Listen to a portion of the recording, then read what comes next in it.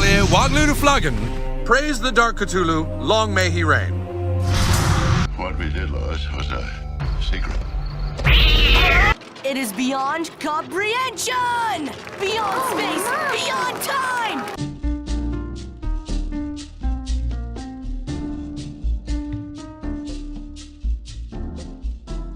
The old woman always appeared out of thin air near the corner where the downward slant met the inward slant. She seemed to crystallize at a point closer to the ceiling than to the floor, and every night she was a little nearer and more distinct before the dream shifted. Brown Jenkin, too, was always a little nearer at the last, and his yellowish-white fangs glistened shockingly in that unearthly violet phosphorescence. Its shrill, loathsome tittering struck more and more in Gilman's head, and he could hear in the morning how it had pronounced the words Azathoth and Nyarlathotep. Being in the town is prosaic, sensuous, alcoholic, and in the dark the town is yours and you are the town's, and together you sleep like the dead, like the very stones in your north field. There is no life here but the slow death of days, and so when the evil falls on the town, its coming seems almost preordained, sweet and morphic. It is almost as though the town knows the evil was coming, and the shape it would take. Welcome back to Left Below. Be weird now, and remember to like and subscribe. A lonely cry on a desolate moor at night. Flashing eyes in the dark, the body nowhere to be seen, but you feel its intent. Then the body itself, growing, shifting, a mass of flesh and blood and tendons, a teeming multitude. A legion from beyond time and space, seeing our lives and our works and regarding them as scornfully as we'd regard a fly on the wall, just as ready to reach out and snuff out the whole human endeavor. All of those are horror tropes, but what do they have in common? What makes things scary? I'll start by dissecting a great example found in a film that's pretty disappointing overall, don't at me. The Amityville Horror. In one scene, the mother goes upstairs to her young daughter's room. She and the viewer can hear the daughter singing a simple Christian song, Jesus Loves Me, like so. Yes, Jesus loves me. Yes, Jesus loves me. The Bible. Who are you singing to, Princess? You scared Jody. Jody? Look, there's no one here, see? You scared her. She went out the window. She went out the window. Well, I better check and make sure she's not still there, huh?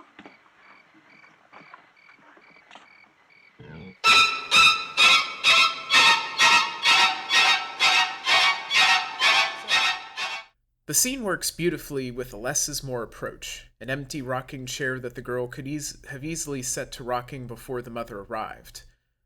A child's claim that an imaginary friend has gone out the window, then a glint of red eyes out the window, too large and too high up to be something normal.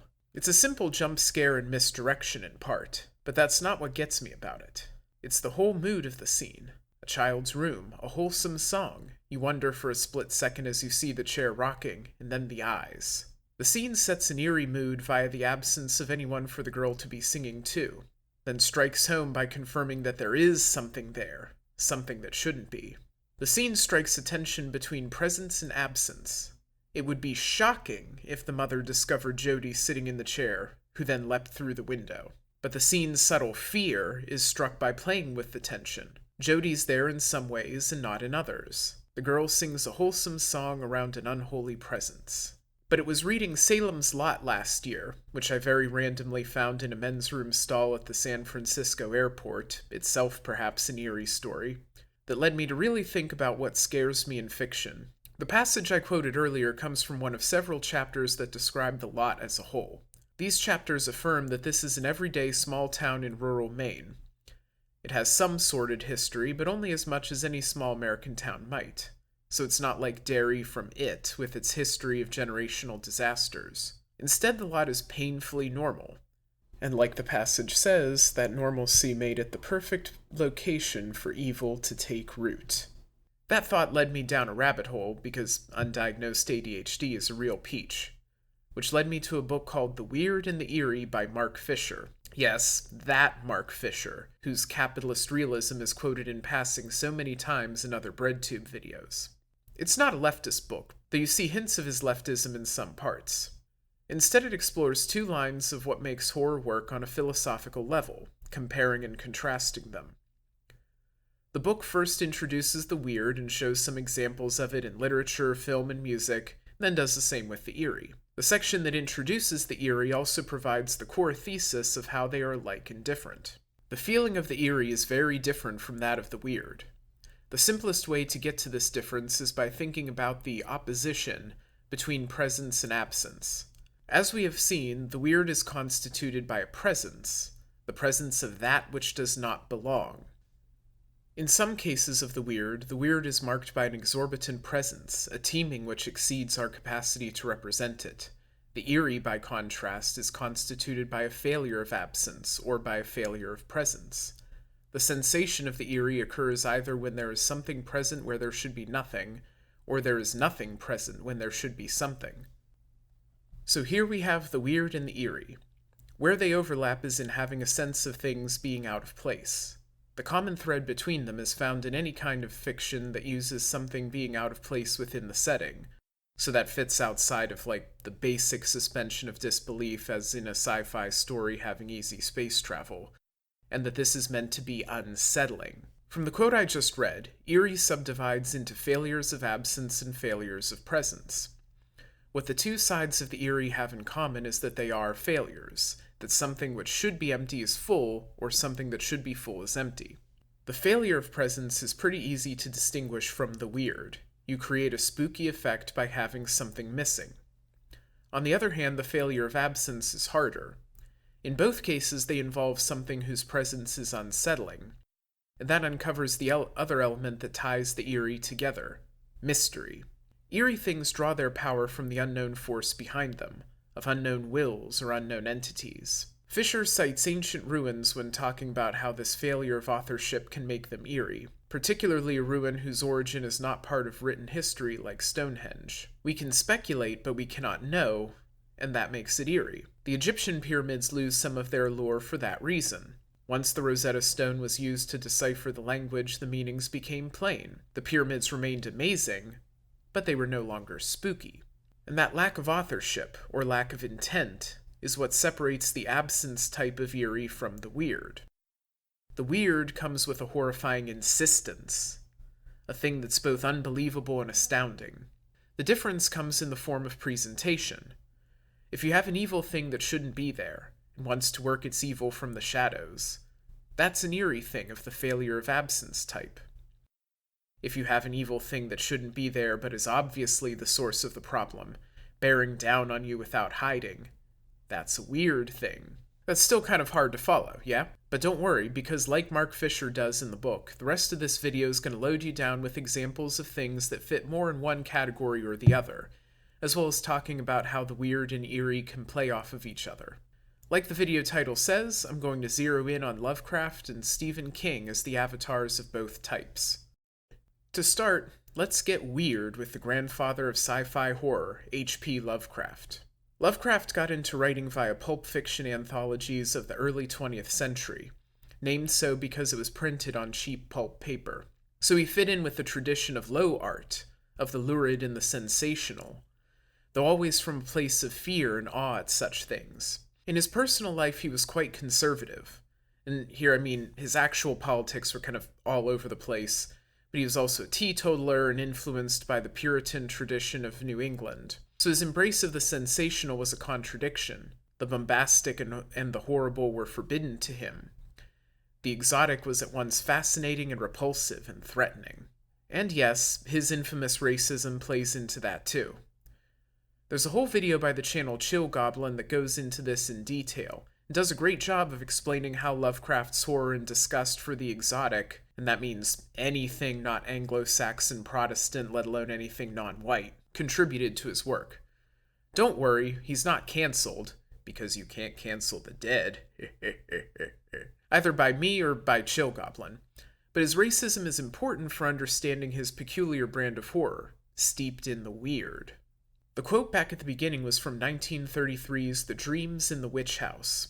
This novella stars a quantum physics student named Gilman, who thinks that advanced math is a path to elder magic, and the first sign that he notices anything strange in his home, the titular witch house, are peculiar angles of the walls and ceiling. Because a witch used to live there, Gilman insists that these peculiar angles are what the witch used to get outside of the normal world.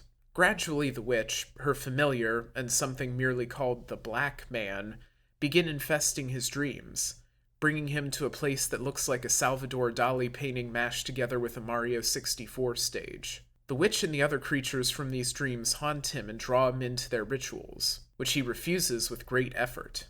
In the end, he is killed by the witch's familiar. There's no mystery to that story. While there are many unknowns, the witch was known from the time of Salem, and she reveals herself plainly through Gilman's dreams. She tries to bring Gilman into her world, and he is barely able to resist. The horror comes from a thing on the outside pronouncing itself as it intrudes on the familiar, and glimpses of that great beyond caught along the way. 1936's At the Mountains of Madness was one of the last Lovecraft works published before his death, and you see him leaning further into the weird and away from traditional horror tropes. This story is of a scientific expedition to Antarctica.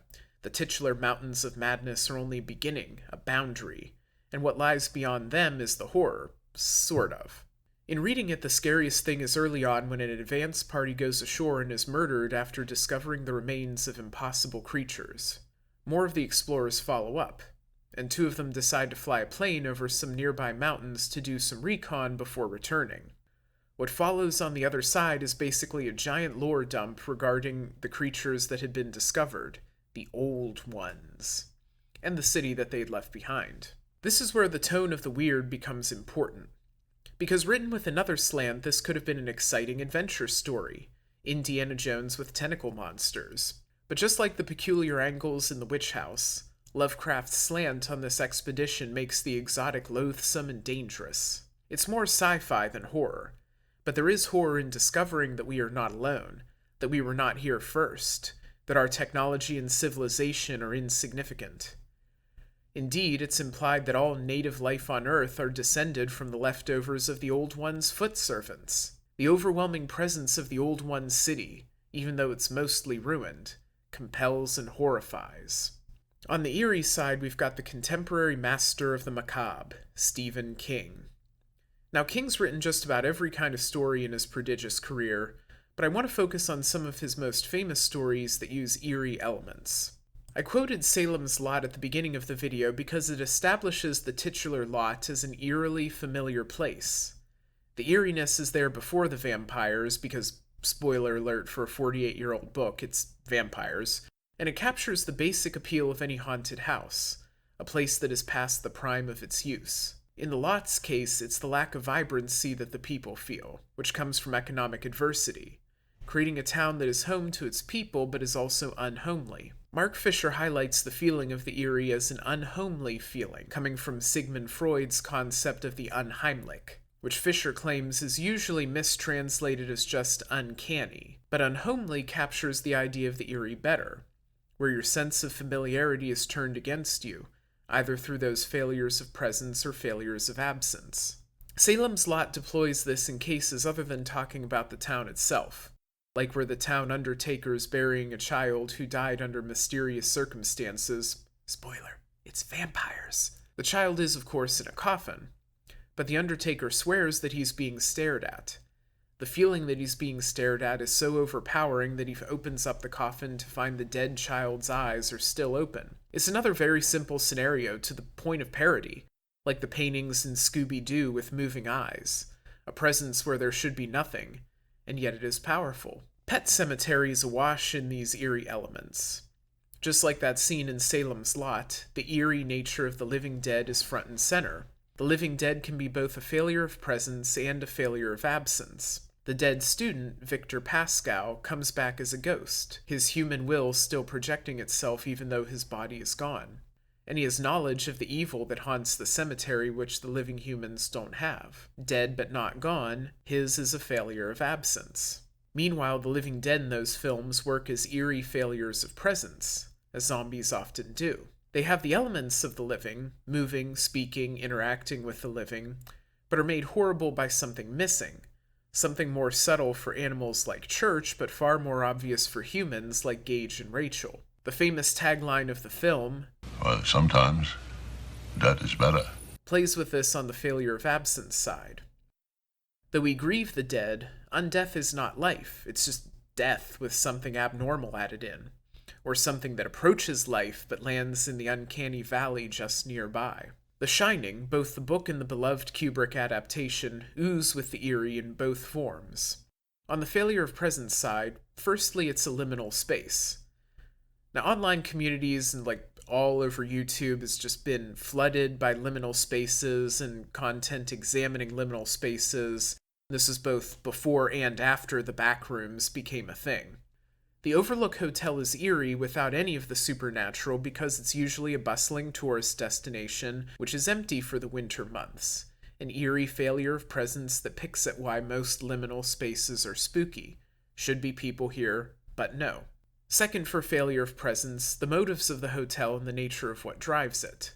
The Overlook Hotel is an overwhelming presence, and Jack's case bears resemblance to that of a Lovecraft victim falling prey to eldritch powers. But unlike the Lovecraft stories where the horror comes from unmasking the evil and feeling helpless before it, here you have the feeling of helplessness strengthened by the sense that you don't know what the hotel wants, or even what it is, whether it is a collective of the spirits trapped there, a single dominant ghost, or some ancient malign force. The specific ghosts of the hotel fit on the failure of absence side. First, and on the simplest level, just that they're there at all, presences in a place that should be empty of them. But on a deeper level, there's also the problem of cause and effect with the spirits trapped in the hotel. The ghostly Grady's insistence that Jack has always been the caretaker seems an odd non sequitur until the stinger at the end of the movie, showing Jack in a photo taken nearly 60 years prior. He's been written into a past that he does not belong to, which adds an eerie new angle to so much of what we've seen before. The ghosts might even be lacking in their very basic nature of ghosts as a memory. What's there is there always, and may not have been there before. So some works lean in one direction on the weird versus eerie scale, and some works lean in other directions. But often both of them are used, and the mix of horrifying elements makes for some truly creative terror. An easy pattern to deploy when blending the two is to start eerie and then get weird, like so. First with Lovecraft's The Shunned House. While Dreams in the Witch House has some elements of a haunted house story, The Shunned House has more of them, both being set in an old New England house with a history of witchcraft practiced there, except this time the house has been, shunned by the community due to the mysteries there. Namely foul smells, a strange glowing fungus in the cellar, and the fact that most of the tenants died mysterious and horrible deaths. A nameless narrator and his medical doctor uncle resolve to use modern science to ghost hunters their way through a night in that cellar.